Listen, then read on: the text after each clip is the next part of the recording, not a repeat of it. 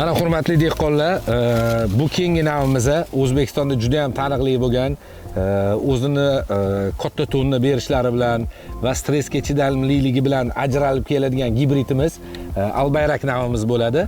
Albayrak navini qanaqa holatda ekish sarfini so'rab o'tamiz. Birinchi ekish sxemasi. Nechiga ekkanimiz ma'qul? Albayrak'ı kaç santimetre dikmemiz lazım? Evet, Albayrak'la ilgili şöyle söyleyebiliriz. Bu çeşidimizi daha çok 16-18 santimetre arasına tavsiye ediyoruz. Hazır başlamışken şunu da söyleyelim. Gördüğünüz gibi Albayrak çeşidinde de doluluk koçan ucuna kadar doldurma yapmış. Bunda da tozlanma problemimiz yok. Zaten çeşitlerimizin genelini göreceksiniz. Bu sıcaklıklara rağmen doldurmada herhangi bir problem yaşamamış, tozlamada sıkıntısı olmayan bir çeşit. 14-18 dediniz değil mi? 16-18. Bu ko'chatimizni 16-18 santimetr qilib ekkanimiz maqsadga muvofiq ekan. Bu degani 80 mingdan 90 mingtagacha gektar hisobiga sarf qilish imkoniyatiga egamiz.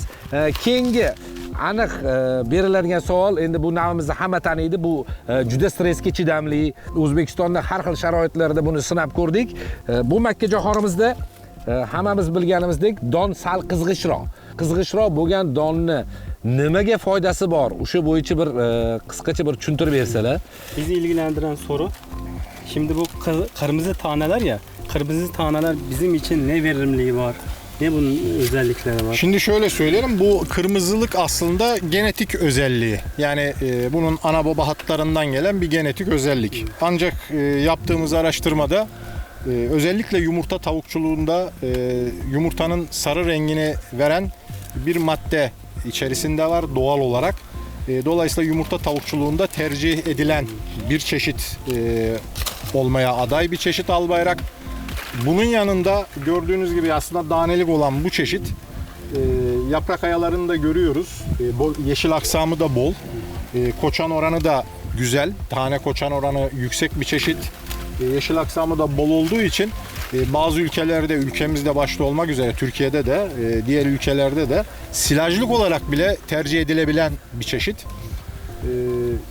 Dolayısıyla kırmızı tanenin bu çeşitteki en önemli görevi yumurta tavukçuluğu için artısı var. Mana hurmatli dehqonlar, bu yerda ozgina o'zim tushunib o'tdim. Bu makkajo'xorimizni biz aytib o'tganimizdek, bizani katta parranda boquvchi, tuxum bilan ishlovchi, biza parrandachilarimizga kerak bo'ladigan savollardan biri ekan bu.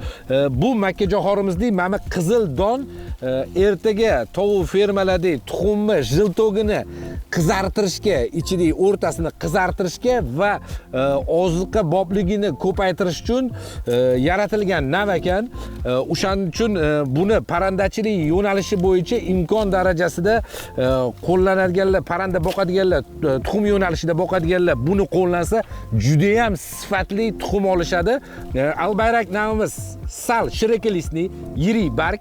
Bu yirik barg bo'lgani uchun Turkiyada bular silish yo'nalishida ham bu navni berishar ekan. Silish yo'nalishida ham o'zini juda ham yaxshi ko'rsatib kelayotgan nav ekan. Mana qolgan gibridlarga qaraganda buni qaraydigan bo'lsak, mana hosil solish standartligi ham juda ham ajralib turadi qolgan navlarga qaraganda. Albayrakka shu kungacha ekib ko'rganlar buni sifatini tushunishadi. Yana bitta narsasiga to'xtalib o'tib ketamiz. Boshqa navlarga qaraganda bu yerda eng qiyin stressiy holatlarda ham o'zini juda ham zo'r ko'rsata biladigan nav.